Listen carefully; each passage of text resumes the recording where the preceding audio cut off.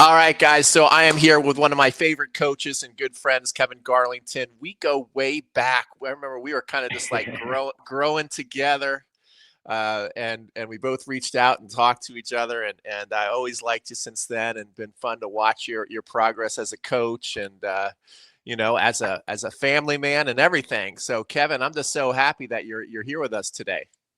No, I'm super excited. Actually, you say that, it's like I remember actually Pete reached out. Pete's the man that reaches out and like connects everybody. But you reached out. I remember us doing our first kind of collab, and since then it's just watching as we've both just grown.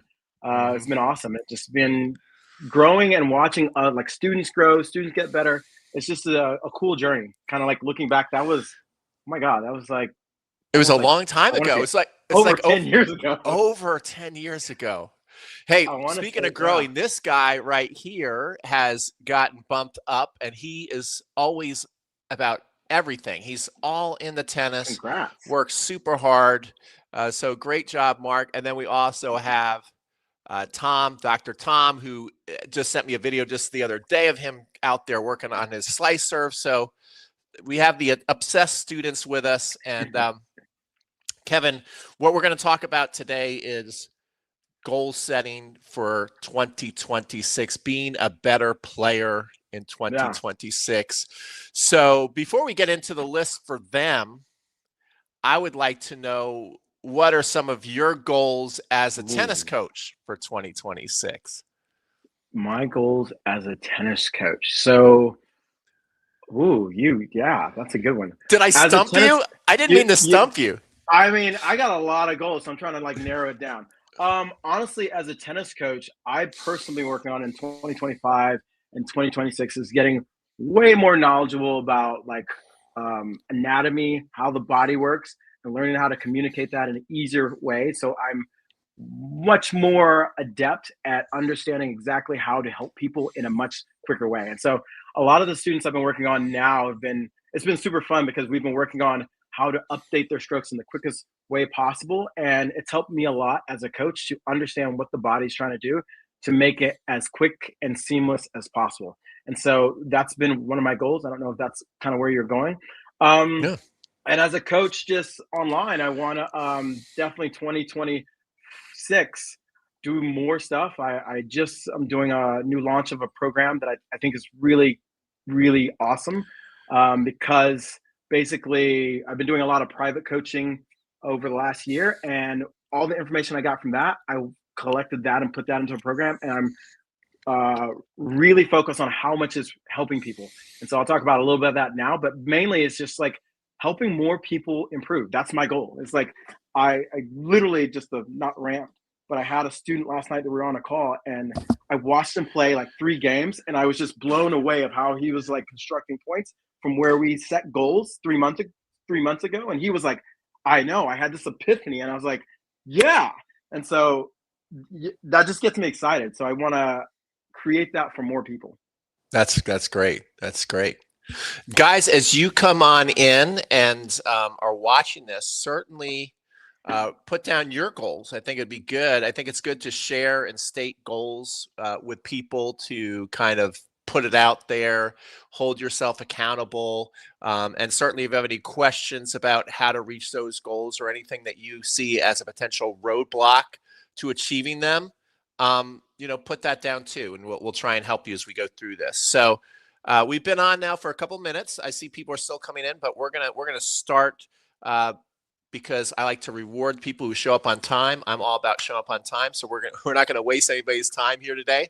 So we're gonna get right into it. So what we're going through today is the top 10 list to be a better player in 2026. And we're just going to go back and forth and ping pong. So the first one I have is to start making goals today. A lot of people, you have the New Year's resolution. Of course, you're still kind of formulating what you're doing in the new year. You do get more focused after the holidays. So, I mean, that's going to be part of it too. But I think that sometimes what happens is people think about what their goals are in the new year, and then they still are busy. And then by the time they really get focused on what they want to do, rather than hit the ground running, all of a sudden they're into their season and they're kind of like too afraid to make a change in their game. And then they end up kind of with exactly the same tools, and they feel kind of like blindsided by the season and not playing and doing the things they want to do on the court. So, for example, with my even business goals to help people become a better tennis player, I actually did them last month. So, and I kind of had a mind map with it, where I had ChatGPT draw me out a really cool like vision board. And I think the more you do stuff like that, that when the new year comes, you're ready to attack. So that's my number one. I think you guys should put on your list. Kevin, how about you? Yeah, no, I think I'm going to kind of tag on with the same one, because I think first sitting down and figuring out early, like, what is it that I need to improve? Because I think a lot of players have the great intention of making good goals, and then it just goes overwhelming. Like sometimes when I sit down and make goals, I'm like, I want to do this and I want to do that. I want to do this. And then you got to really think about, I think, what's going to move the needle. That's going to be one of my things a little bit later, but it's like, I use if people are familiar with the idea of 80-20, it's called, I think, the Pareto principle, which is that 80% of your results come generally from 20% of the things you're going to do. And so, with that being, when you're sitting down thinking about what's going to move the needle, you want to think about strategically, like, what are the things that I do that win me 80% of my points? And I think that's so important, because it's like a lot of times when I work with clients and they tell me, well, I need to improve this and this and this, I'm like, yeah, you could spend a lot of time improving that, but if you really focused on this, that would really move the needle. And I think when we sit down, we have usually, I think, a favorite list. Like generally, I want to hit a forehand with more straight arm or bent arm, like Alcaraz or Sinner, and blah blah blah. But it's not like, how is this going to move the needle in my game? And so, Yeah. just like Pete's talking about, it's like setting down goals, but then making sure you're choosing the right goals that's going to move the needle. Because so many times I work with players and they come to me and they're like, I want to work on this. I'm like, okay, why are we working on this? Well, I feel like this shot will really, like, I hear it all the time, I need to work on a drop shot because that's going to improve like my ability to do something. I'm like, okay, so tell me about, like, why do you need to work on a drop shot? And when we go through the situation, it's like, well, you hit the ball short, that's why they're dropping it. If we just hit the ball deeper, that makes it harder for them to drop shot. And so that changes what the focus should be. Yeah, absolutely. That's good. So my next goal is I see we're the same kind of mindset. So I think Kevin and I are going to kind of be saying a lot of the similar goals, because so it kind of lets you know that this is what you really need to focus on, because this is what two coaches who've been around the game for a long time feel is most important. But I have making a list of the strengths and weaknesses, but I really like the way Jorge Capistani kind of then narrows that down. So I'm stealing this one from Jorge, where he talks about what's deployable in your game today versus something that's not deployable. It's not, and by deployable, he means what's match ready to use. It holds up in a match. You're able to execute even when you're a little nervous. It definitely wins you points, versus, like Kevin was saying, the things that you really want to have, but if you use it a lot in matches, you're probably going to end up giving away so many points you don't really trust and believe in it. And what he also talks about is looking at your strokes and your opponent's strokes. So let's just focus on you since it's your goals, and putting a USTA rating on it. Like he says, like you can have a 3-5 player and they've got maybe like a 4-0 forehand, but then their second serve is like a 3-0, and you just go down the list. Their forehand volley is a 3-5. Their backhand volley is, a 2-5, and you just go and you really kind of figure out, okay, dissect your game, and then figure out, okay, what strength can I then maybe bump up another level because I'm pretty close, and that gets me even more of a weapon on a court.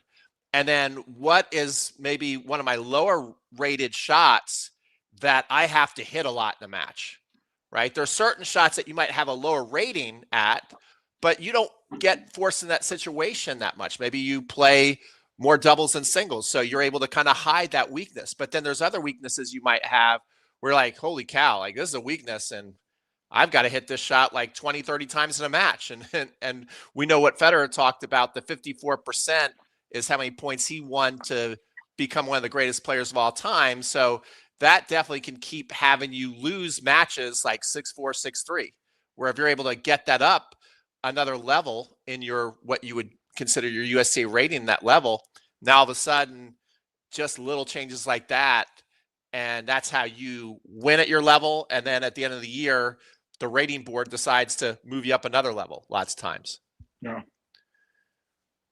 Yeah. Good. It's good. So yeah, we're on the same page. So the way I look at it is very similar. And it'll tie into another one I'll talk about a little bit in a little bit, which is I call it your keystone stroke. And so on a lot of ancient ruins, they have the pillars where it's like oval and it's a keystone stroke or stone up there. If you pull that stone out, everything else crumbles. And so I look at it from the standpoint is what's that 20% which is in my game that's I'm going to build my game around. And so a lot of times, I mean, most players, I think, and it depends if you're playing singles or doubles, you're probably going to build your game around your forehand. I would say 80 to 90% of people have a better forehand than backhand. You have the people that still have better backhands, but still you look at Djokovic, who has a great backhand, but he's learned to build his game around his forehand. And so with that, whether you're playing singles or double, find that stroke that you can build things around. And I think that's super important because then it gives you an idea and you can take an inventory, like Pete's talking about, take an inventory of that stroke. And what I look at when I look at a stroke, whether it be not so much the rating, is what I call shot quality of the stroke. And so there's like 5 elements I think of shot quality, which is the placement, the height, the depth, the spin, and the power. And most of the time, people are trying to work on the power. Everybody wants the power, but I was hitting with a college guy who was coming in. He's like a 12.5, almost 13 UTR. And it was so interesting that he was just clocking the ball. And I'm getting the ball back deep. And he's like, man, I'm having trouble. It's like, because your depth isn't there. He's so focused on that thing. And so we focused on the shot quality, which bumped up everything else. And so if we think about what's my keystone stroke and how to build my game around that, then we go back through kind of the same idea and look at what's the shot quality of each one of those strokes. And I'll tie it into another thing in the future. But I think when we focus and we narrow our focus and really dive deep into that important stroke, it really lifts everything because you're building your entire game around it. So for me, it's like my forehand. And a quick story, I spent a lot of time working on my backhand. And my backhand got better. And I went and played this guy who just finished out of college. And we were going back and forth. He'd win like probably 2 or 3 and I'd win 1. I was like ticked. And so I was like, man, I got to improve my backhand.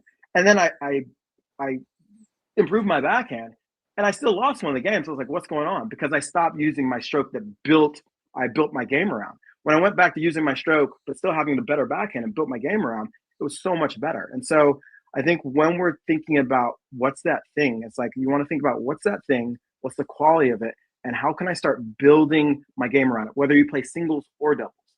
So I'm going to leave it there to give myself room to bring in the next thing. But I think we're talking about the same thing, just 2 different perspectives on it. Yeah, absolutely. All right. Before I go into my next one, you mentioned Djokovic, and I want your opinion on what you think it might be. So Djokovic put out a picture with him working out in the gym. I don't know if you saw this.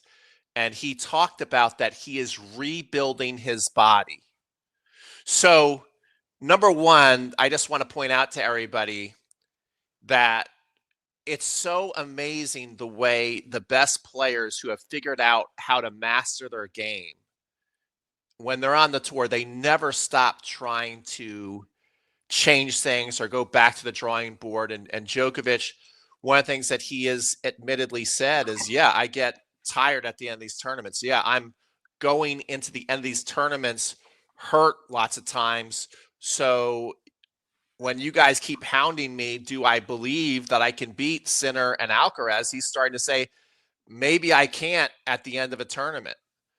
So then all of a sudden there's this post. He kind of, it looks so cool. I don't know if you've seen this, where it's a picture. I haven't seen it, but we're going to check it out. And he's talking about rebuilding his body. So I was kind of curious about that because I'm like, this guy is notorious for being in amazing shape, super flexible.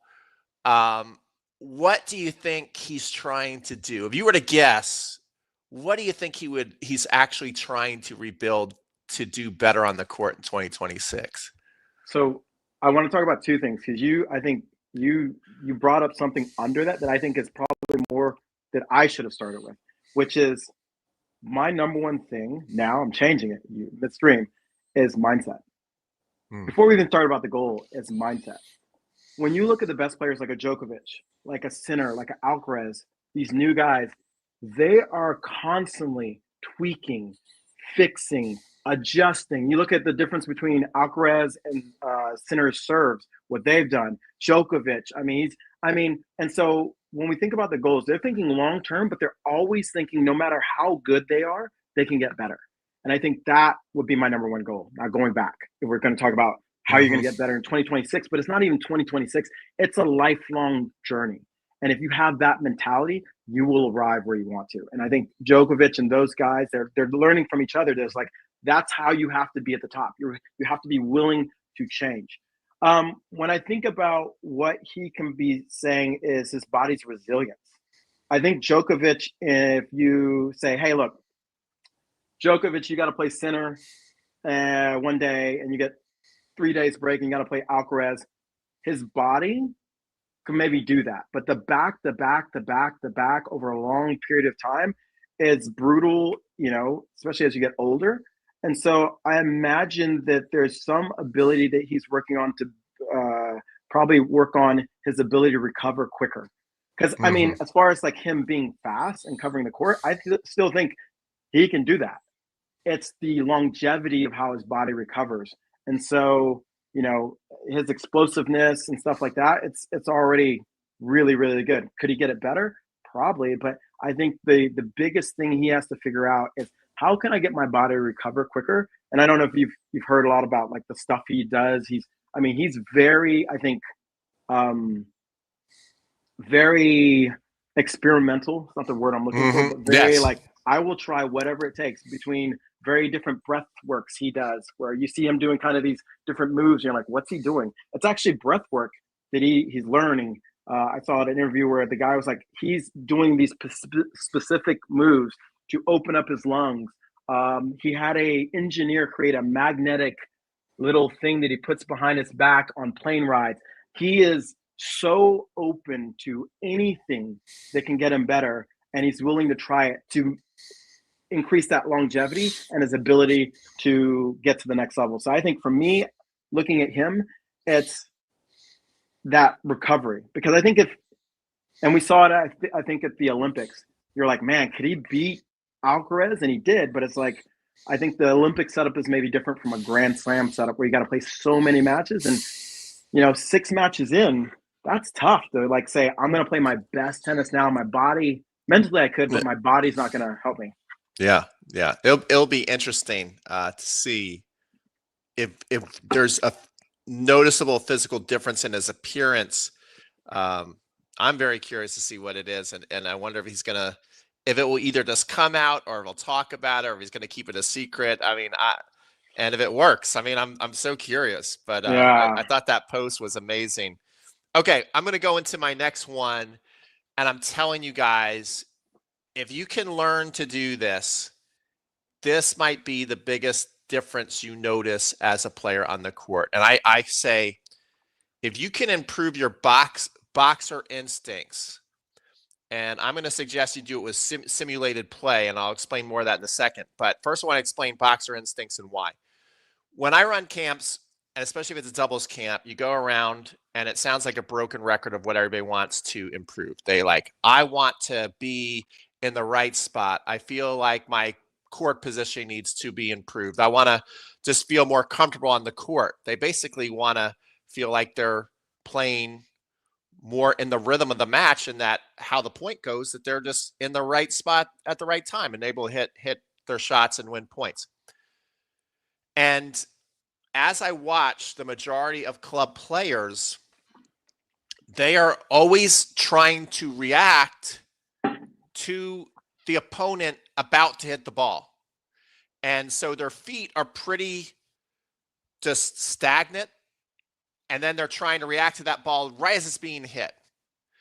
And I've heard tennis compared to boxing a lot. I'm even good friends with a boxer, and he says it's very similar. But I think the learning curve to develop boxing instincts is a lot higher in boxing because of the survival instinct of getting hit, right? You get instant feedback if you're really reading the room well. And in tennis, you just get your feelings hurt, like, oh, I can't believe I blew another volley. And so I think one of the most obvious players to watch as far as who had great boxer instincts would be Roger Federer. And so let me explain and think about, as I'm explaining this, think about Federer playing. Federer was so good at seeing a forehand come in, let's just say the forehand, and then as he's hitting it, he knows exactly what he wants to do with the ball. And if the ball is feeling good off his racket and he can tell it's going to go to where he wants it to go, then he has a pretty good idea of how much pain he's inflicting on his opponent. How good was this setup punch?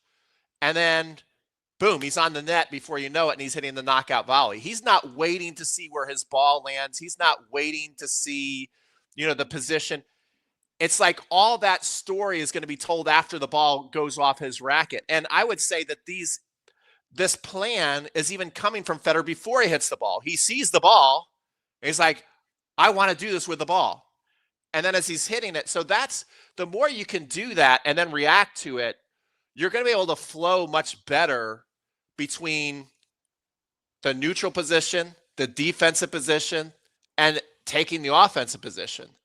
The opposite of that would be, oh, I want to do this with the ball. Wow, that doesn't feel very good. Rather than just stand there and then have somebody club it at you and hit it at your feet, the good players are then going to back up 2 or 3 feet. Especially today, in that the game is pretty much, people play very much the same way, and they're able to go from offense to defense and neutral so much maybe faster than ever before. Watch how much pros go from like being 2 or 3 feet behind the baseline to like 8 feet behind the baseline to then all of a sudden right inside the baseline. That's what I'm talking about when I talk about boxer instincts. And what you want to do, and the pros all do this, guys, I'm telling you, and it's this is your broccoli. I know I'm giving you all your broccoli. Broccoli, I like it. But you got to start imagining this stuff and work on it footwork wise, like put a point together in your head and then, serve a ball in and then go, okay, the person's going to hit back a great return. So I'm going to scoop it off my feet. Then I'm going to move back 2 or 3 steps. And then I'm going to hit a high loopy ball. Then, this one's got extra topspin in. So now I can go back and get my neutral position. And then you see them struggling up here in your head. Oh, well, I'm probably going to get a short ball, maybe cheat in a step. Oh, here comes short. Now I'm going to hit it and go to the net, put a volley away. Play points like that without a ball. And the more you learn how to feel that flow of your body, you'll be much better. And I'm telling you, when I do this, when I make you all do this in the camp, people, it's like you're in a test and everybody's looking at each other like, do you guys know the answer? I don't know. Like you all don't look comfortable when you do this. So I know you don't practice it. And if you did, you'd start to play more in a flow where the decision-making becomes more automated. That's it. Oh, you left it so perfect. And again, this is very similar, maybe a different perspective. A lot of my personal clients, we've shifted to, a lot of them come to me and they go, hey, I want to work on this particular technique. And we're shifting everything towards strategy first, and strategy influences what stroke you're going to want to work on. And so what Pete's saying is really, really, I think, valuable. The way I look at it is this. If we look at every other sport, like a basketball, like a football, the team, it comes together in a huddle, and what do? They figure out the play. Basketball, they're figuring out the play. If you really look at, it's interesting, I'm sure Pete has the same experience. I can look when someone sends me a match, and within the first couple points, I'm like, okay, I know what you're either going to do because you're developing points and the patterns are right, or you're like, this is really random. Why would you hit that on the run? Because that's going to get you in more trouble. And same thing with doubles. It's like you see a shot and like, oh yeah, you're in trouble, or oh, that's a good shot. It's because in our minds, we've seen so much tennis. You realize that most of tennis is just patterned. It's so patterned. And it's not like, I think everybody has this idea of like, oh, they're coming up with this like magic thing. It's a pattern. And a client said this really well, and I think it was actually referencing Ian Westerman, who came out with the video. He was talking about you learn the patterns first, and then you can improvise off of them. And so I think most players don't know the basic patterns for singles or doubles.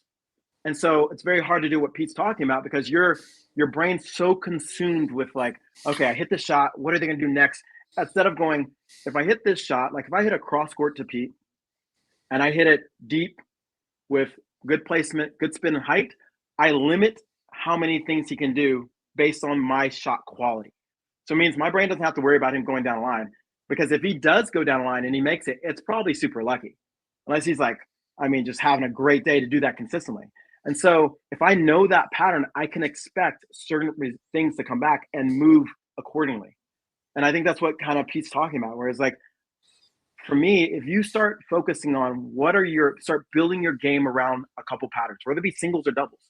If you start building your game around those patterns and understand how to use them and do that so much that it becomes rote, it frees your mind up to start looking up and going, oh, he's in trouble. I can maybe move forward a little bit more. Oh, I could do this. And what it also does is it teaches you to understand how to use patterns against different players, because just like a team, they have different patterns they use. And so they have different patterns for different situations. But guess what? Tennis is the same way. I'm going to serve out wide. You're going to be out wide. You're going to probably put the ball in the middle. I'm going to run out and hit my forehand inside out. And I'm just going to punish you on that backhand side until you cough up a short ball. And I'll pick whatever weakness I want to keep attacking.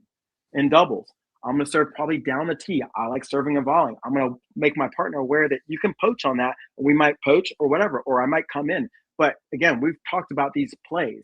And so it frees up our mind to then improvise if we need to. And I think that's super important, to build your game around the strategies first. And then you can come back around and go, look, I like this play, but when I do this, this is a little weaker. So guess what? You know now what to practice, which is, I'm kind of bleeding over into something else, but you know what to practice and make it very specific to you. And it's not this general thing you're doing. And I think that's so important. If you want to improve in 2026, you have to stop being so random with your strategies, with your practice, and they need to have purpose. Everything needs to have purpose. And I think people don't realize how purposeful pros are when they play. When we watch this magic that we're so lucky in this age to watch, there's such a defined purpose. Even when it was so interesting, to wrap this up, Sinner talked about a couple months ago when he lost, he's like, I'm too predictable. I remember My patterns are too predictable. So it's like, he realized his patterns were predictable. And he's like, I need to add in stuff like a drop shot. And so he starts working on a drop shot, which is, guess what? It's just a pattern. He's just switching up some of his patterns. And then bingo, I saw the next match, he's drop shotting Alcaraz. And Alcaraz is like, hold up, that's my pattern. What are you doing? Right, that's my He's like, no, I'm going to use it. But now he made Alcaraz have to worry about something else, a different pattern. I was like, oh, shoot. And they're going back and forth. And what was it? Carlos, when Carlos was like, I can't talk about what we've been looking at with Sinner, because then he know what patterns we know we're gonna yes. And so you got to think that these guys, and we can do the same thing, are analyzing their patterns. They are doing every little thing with a purpose, and there's no randomness left to play. That's great stuff. That is great stuff. Yeah, that was very interesting. They had this epic match at the French, and everybody's like, this might be the best match ever. And then it was just kind of like a foregone conclusion. Okay, next two Grand Slams, they're definitely going to be meeting each other. And that, Sinner came back, and Alcaraz was just like stumped. He was looking at his box like, I don't even know what to do out here. He's completely outclassing me. And then they went back to the drawing board and flipped it around. And then the year-end tournament, Sinner flips it around. So they're totally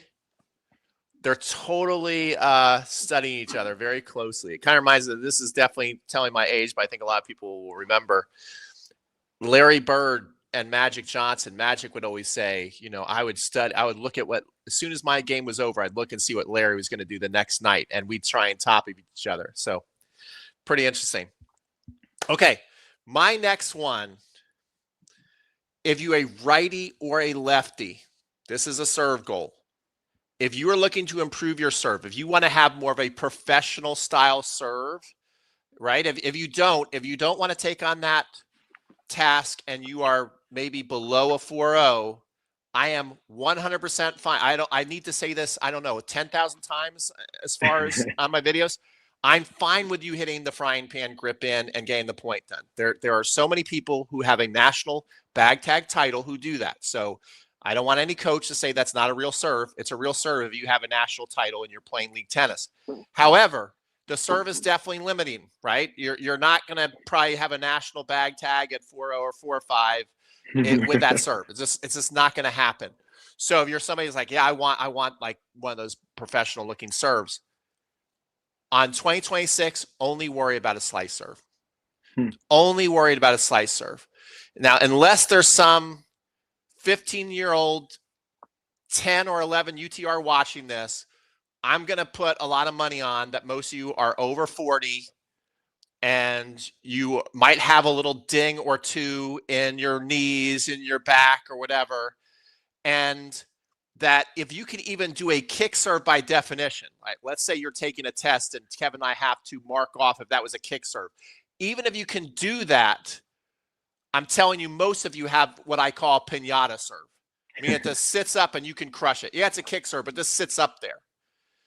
Where I really love to teach people the slice serve for the following reasons. Number one, it doesn't take much physicality. If you guys watch my videos, you know, I'm not really warmed up. You don't really see me jump on many of my serves when I'm instructing, but yet I can hit a slice serve all over the box at a fairly good pace with zero warm up.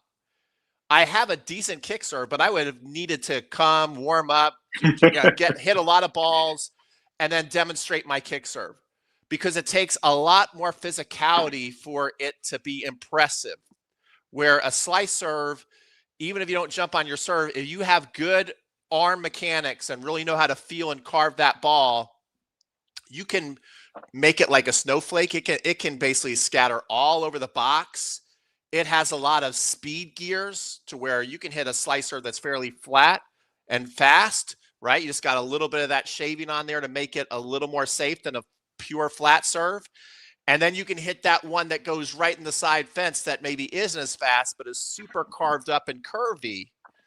So that's going to give you the most variety you could possibly have on your serve. It's going to give you the most confidence you're going to have in a second serve. And it's going to be the least physically challenging to do. If you're trying to learn a new serve and you're so focused on, like, I see all these videos on, like, make sure you pronate. I don't know any 3-5 player who gets that and like takes off to the, you know, you're not going to be doing that like Sampras. I'm sorry. Just not happening. But if you just learn how to carve the ball and not worry about pronation, you will be able to have enough pace and movement on the ball to where you can move it all over the box. And people will go, wow, that serve is really tricky to deal with the whole match. And your second serve can be really super consistent. That's it. I like it. I like it. I'm going to add on to that and put, go to my, I guess we're at my fourth one. Yeah. We have something that I use with a lot of my students, and we have our private serve and our public serve. And so before we ever work on a serve, I always make sure the student can pancake. For me, and maybe this might rub coaches wrong, I don't think, kind of what Pete's saying, if you pancake it in, it's a serve. If you hit the ball with the strings and it goes in the box, it's a serve. Now, is it the most efficient serve? There's tons of ways to make it more efficient. And so when I'm working with a student, we have our private thing and our public thing. We make sure publicly we can get the serve in because that just takes pressure off. And then privately, we can work towards whatever serve you want. I think that's, and then that way, like I had a student, she was like, hey, we've been working with her forehand and we're working with her serve now. And she knows it's her private serve. But she had a private forehand and she went out the other day. She's like, I don't know what happened. I just started hitting the forehand we started working on.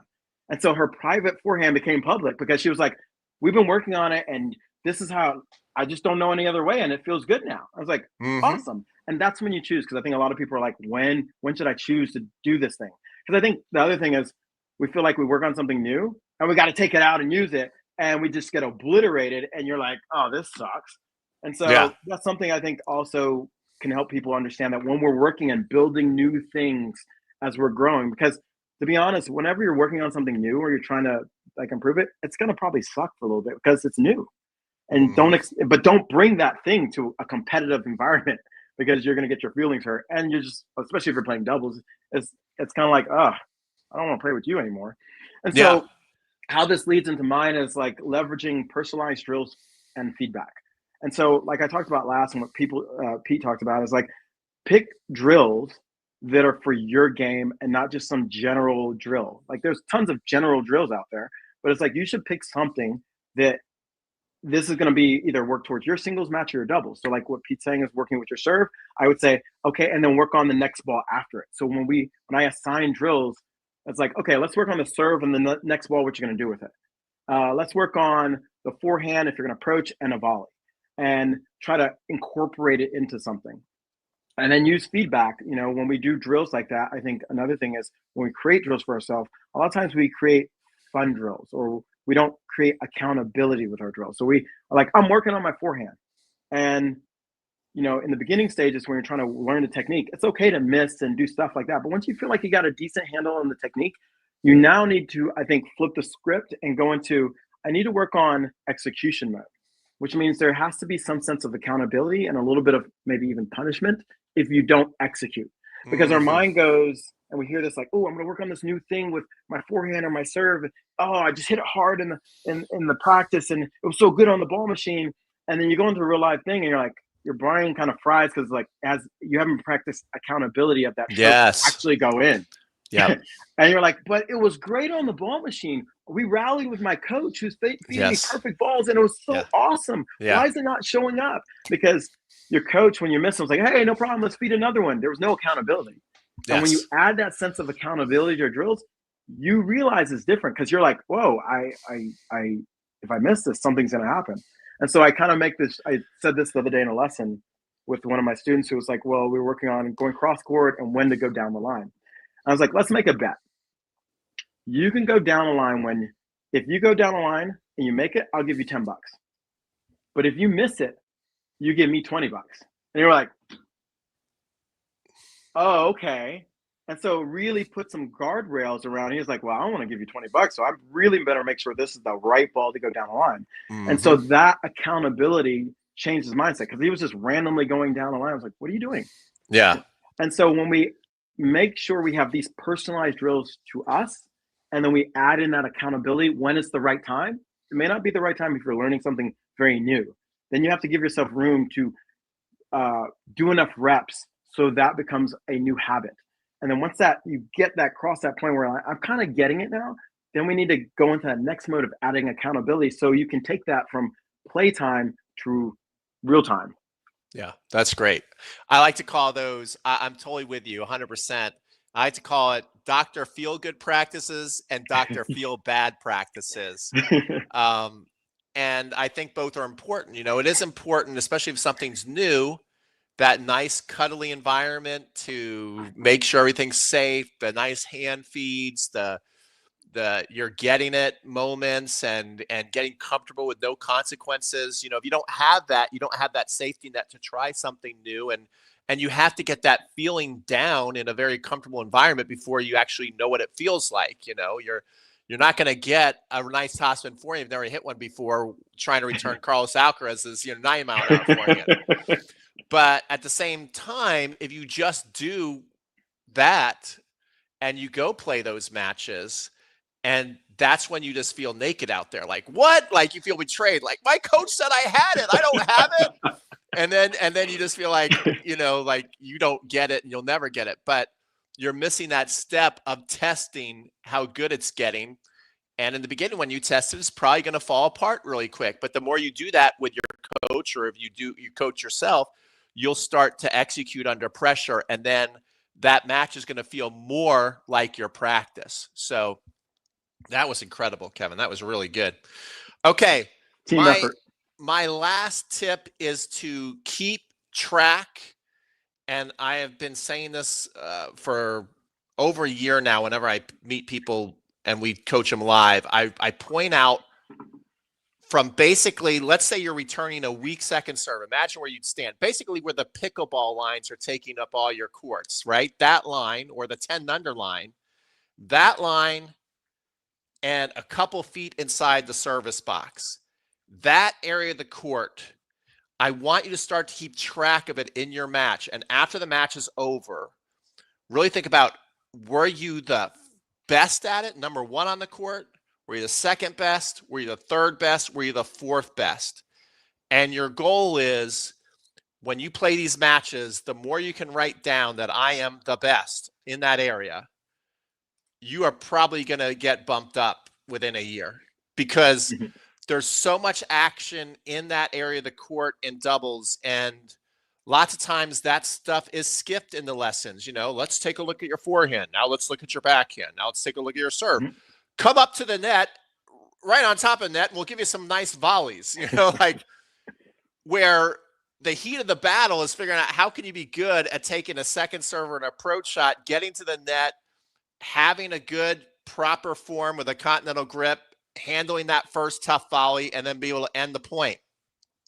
If you can do that consistently in your league matches, I mean, you are going to be so tough out there. And so that's what I leave you with, is either whether it's a doc on your phone that you keep, or if you like to have like a little journal, I want you to write down after every match where you were. And then if you're like, well, I'm the fourth best, what are the things holding you back? The most obvious thing would be some of you like, well, that first volley, I am in the wrong grip. Once I get to the net, I can still put the ball away like this, but going down below my waist, that's hard to figure out a way to hit that ball in effectively. So, then you got to start analyzing grips, your technique. Are you trying to hit a deep volley to the net person to get in a little closer, and they end up going to the net person instead of the baseliner, and you and your partner get the ball put away on you?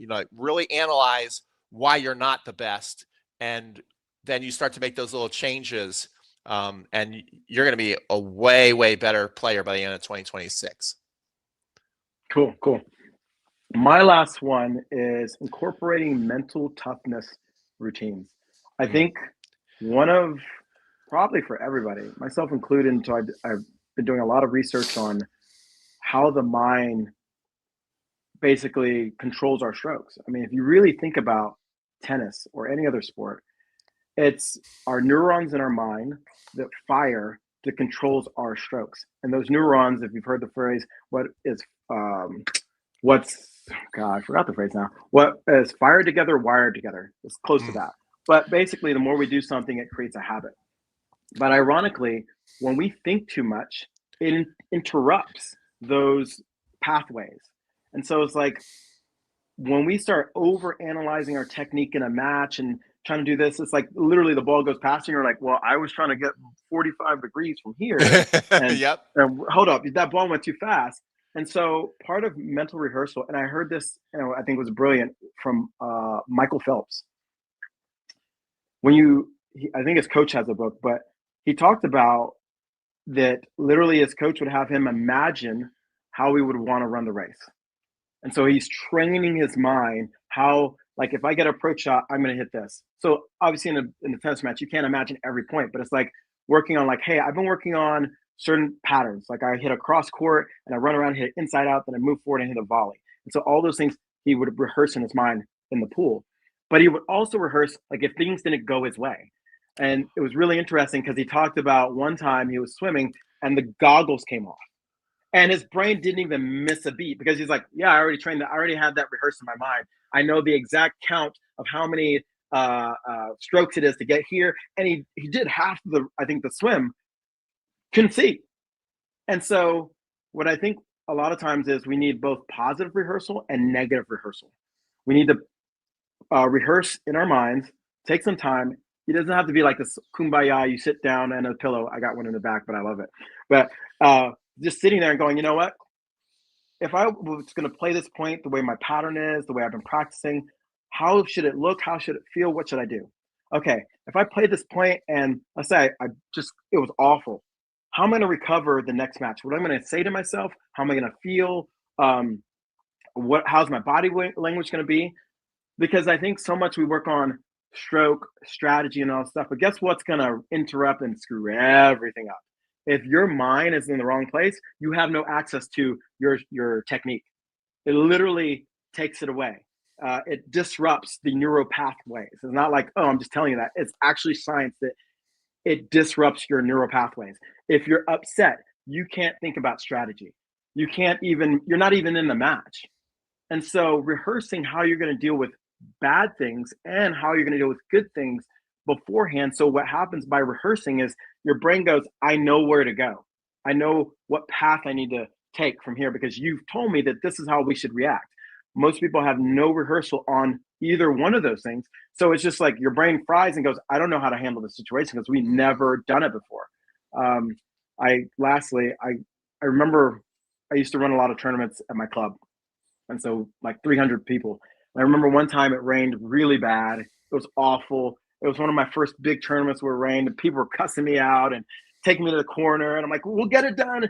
And I felt like awful. My brain did not know how to handle that much stress.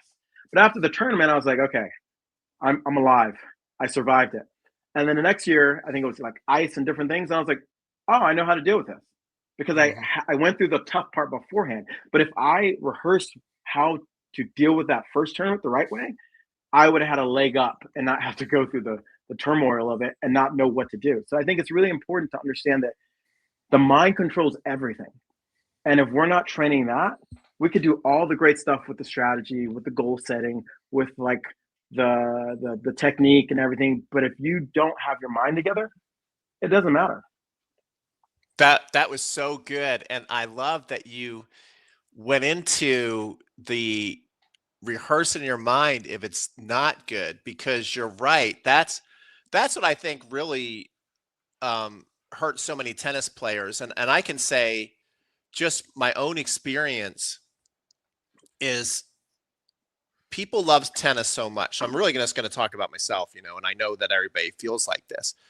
You love tennis so much, right? And so if you've got a big match or a big tournament coming up, you start daydreaming about how the tournament is going to be and how you're going to play. And, you do tend to visualize this stuff even without, being told to lots of times, because you're just excited to play and you're hoping it's going to go through a certain way. And then all of a sudden, like, there's one, I forget who said it, but it's like everybody's got a plan until they got punched in the mouth. Some boxer Mike said that. Tyson. Yeah. So, and that's what happens is you go out there, and whether your opponent's punching you or whether most of the time you're punching yourself, you're like, why am I hitting myself? That shot was so easy. And then you start not trusting yourself, and then all hell breaks loose in your game. And so to really plan that, visualize that, like, I'm going to hit this great shot. Oh, that was actually terrible. Like, how do you do? How do you deal with that? And I think if we did that a lot more, rather than just dreaming that we're going to go out there and always play in the zone every time we play a match, which is what we want to do, that would just be very powerful. I mean, absolutely great. I just thought that was such a good way to end this. So that was amazing, Kevin. Great list. God, hey, we just bounced off each other. But yeah, I think it's if you sit down and you either rewatch this video and you just basic stuff. Someone said champions do something. No, what is it? Kind of recreational. Amateurs do stuff until they get it right. Champions do it until they can't get it wrong. Mm-hmm. And the difference between champions and amateurs isn't the fancy stuff, is that they do the basics over and over again. I watched this interview and they're talking about Kobe Bryant. And they're like, they watch Kobe Bryant work out and they're like, he's just doing basic stuff. Wow, like, when's he going to do the cool stuff? And so the guy goes up to Kobe and goes like, dude, you've been out here for an hour and a half just doing like basic footwork drills. And Kobe smiles, is like, that's why I'm the best. Mm-hmm. And so I think a lot of we're so drawn to the fancy stuff when it's just like, it's the basic, simple stuff done over and over until you can only do that. It's not the fancy like all these ideas are very simple. It's just applying them and doing them consistently. Yeah. Yeah. Good stuff. All right, guys. Well, best of luck in 2026. I know for myself, what I have going on is I'm going to be doing a lot of camps with you guys. I don't know if you've been seeing my emails. I've got a put me under the tree special that you can reserve for $100. So you can basically still have a great budget to treat your family to some cool gifts, and then we'll handle all the rest of the details in the new year. What do you have going on there, Kevin? We just started something called the match winning method, which is strategy first, kind of going through this. And basically, what that is helping players understand what's their keystone stroke, what strategies are built for them, and start this idea of starting to have a plan whenever you walk onto the court. And so we just launched this Black Friday. I've been doing it a lot over the last year with private clients and kind of bringing the knowledge and the drills and the ideas from the private clients into a program. And so I'm super excited because I just see a lot of different change with very simple things without having the idea of like you need to rebuild your entire game. Just implementing simple patterns that make a huge difference. And so I'm super excited about that. That's going to be my pretty much my number one focus for 2026 is making that absolutely amazing. And if you want to check out, we're also started a community called the Training Ground at Total Tennis Domination. I haven't put anything on the site yet because we've been funneling a lot of people that have been on my list. And so if you're on my list, you've probably seen something, but there will be something on the site that if you want to join that, we do a lot of I do a lot of strategy breakdowns, technical breakdowns, and it's just a cool place for everybody to get together and get better. And so I'm super excited about that for 2026. That's awesome. That's awesome. All right, my friend. Great job. It was so fun hanging out with you for this Yeah, hour, and I wish you the best of everything next year.